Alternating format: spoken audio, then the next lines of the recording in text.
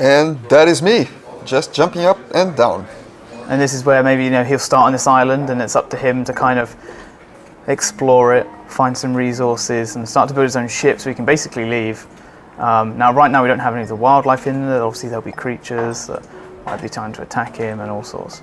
So he's just using his grappling hook there, which will be his main sort of way of traversing these islands. And here he is sort of having our rudimental cutting down trees.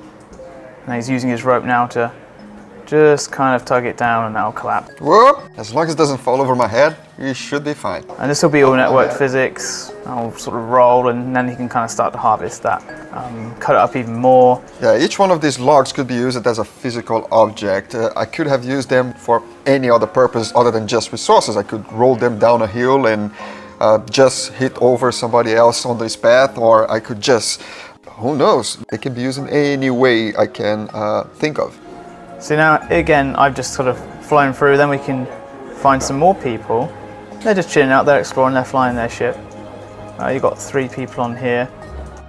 They're good for fuel, maybe they're seeking out, maybe they're being pirates, maybe they're searching for more people to rob or to nick stuff off of.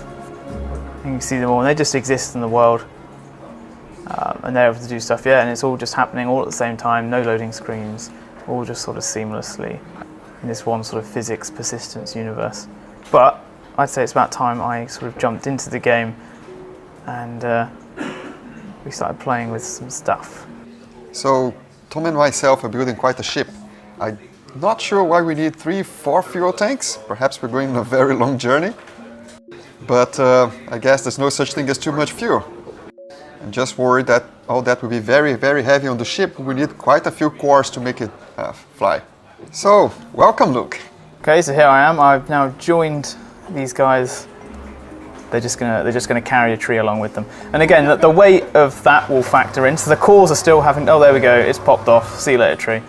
The weight of that tree would have factored into like how much their cores could have carried.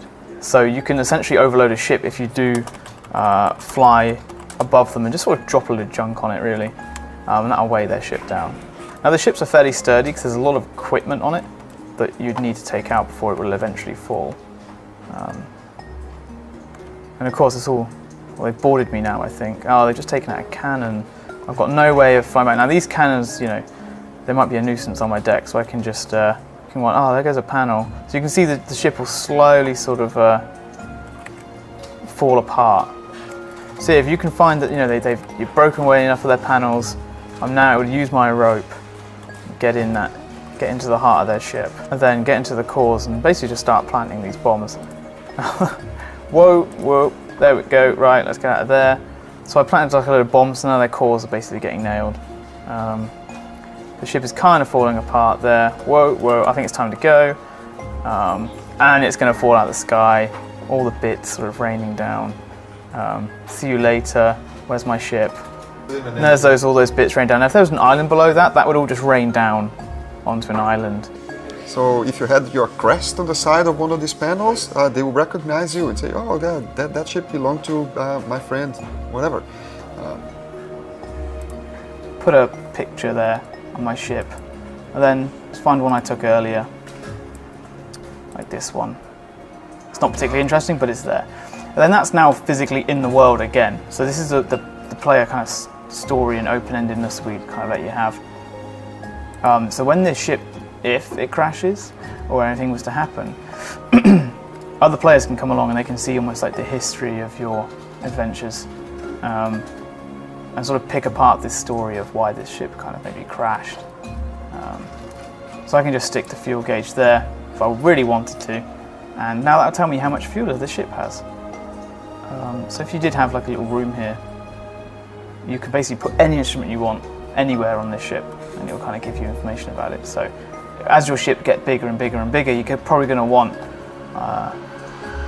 the crew to know sort of certain vital statistics about the ship, and you can plan sort of all these instruments around to sort of give you that information. They're all in world as well, so there's no sort of like UI or anything like that coming up.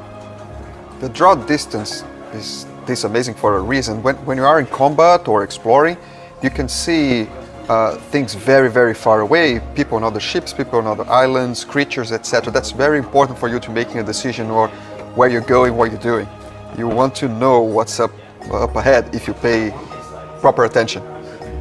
What's really beautiful about the game is that there's no single way to do anything. Suppose that you're going to combat and your way to go about a battle is to have several cannons and each one of them manned by a different crewmate. That's absolutely fine as a strategy. As it is for me to just have a ship with no cannons whatsoever, but pile a lot of junk on top of the deck. Fly over your ship and tilt it just enough so the junk runs down over the heads of your crew and weight your ship down so it goes into the abyss below. So anything can be done if you can imagine it. If you can ram ships into one another, you can drag things behind them and use those as hammers because of the pendulum effect and so on. It's that kind of emergent gameplay that we want to see in online games that we have never been able to see before.